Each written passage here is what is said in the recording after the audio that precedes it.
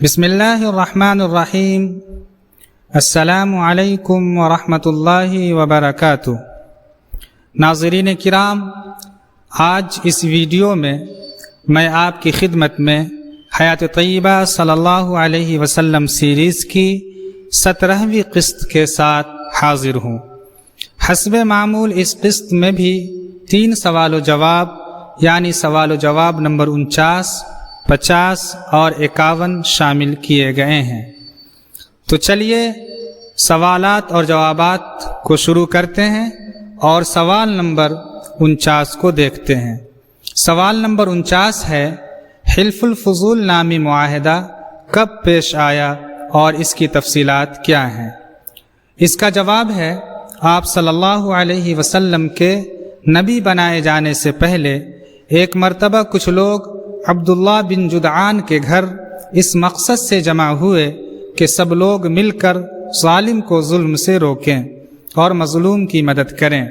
اس معاہدے کو حلف الفضول کہتے ہیں۔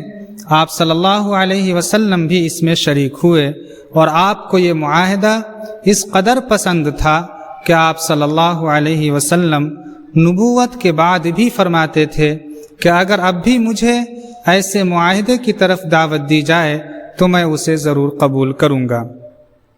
اس کے بعد سوال نمبر 50 ہے۔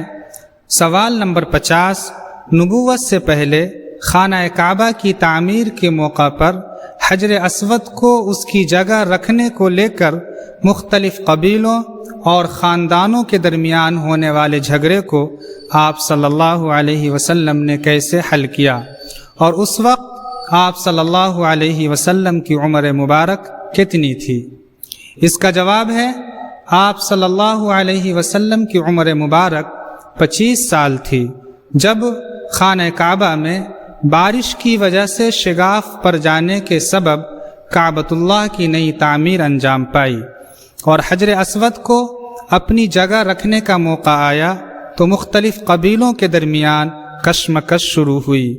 قتل و قتال کا اندیشہ ہونے لگا تو مکہ کے ایک بزرگ امیہ بن مغیرہ نے تجویز پیش کی کہ کل جو شخص سب سے پہلے کعبۃ اللہ میں آئے وہ حجر اسود کو اپنی جگہ پر رکھے۔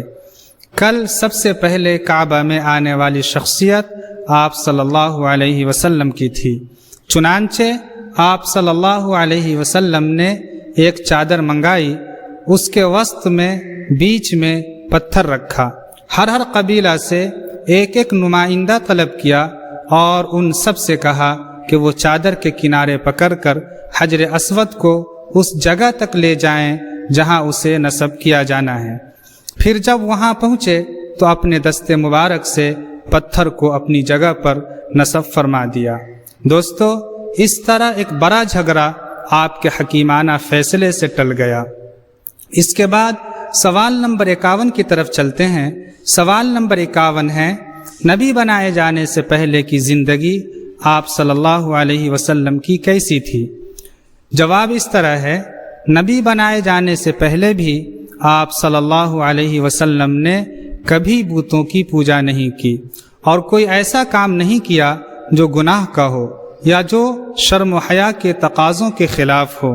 خوش اخلاقی اور راست گوئی کی وجہ سے نبی بنائے جانے سے پہلے بھی لوگ آپ کو امین اور صادق کہا کرتے تھے۔ ناظرین کرام، اللہ کے فضل و کرم سے آج کے سوال و جواب بھی مکمل ہوئے۔ آپ سے گزارش ہے کہ حیات طیبہ صلی اللہ علیہ وسلم سیریز کی تمام قسطوں کو آپ دیکھیں۔ آپ کی سہولت کے لیے پچھلی تمام قسطیں اس ویڈیو کی ڈسکرپشن میں رکھ دی گئی ہیں، وہاں آپ جا کر کے تمام قسطوں کو دیکھ سکتے ہیں۔ ضرور دیکھیں، دوستوں کو بھی اس طرف متوجہ کریں۔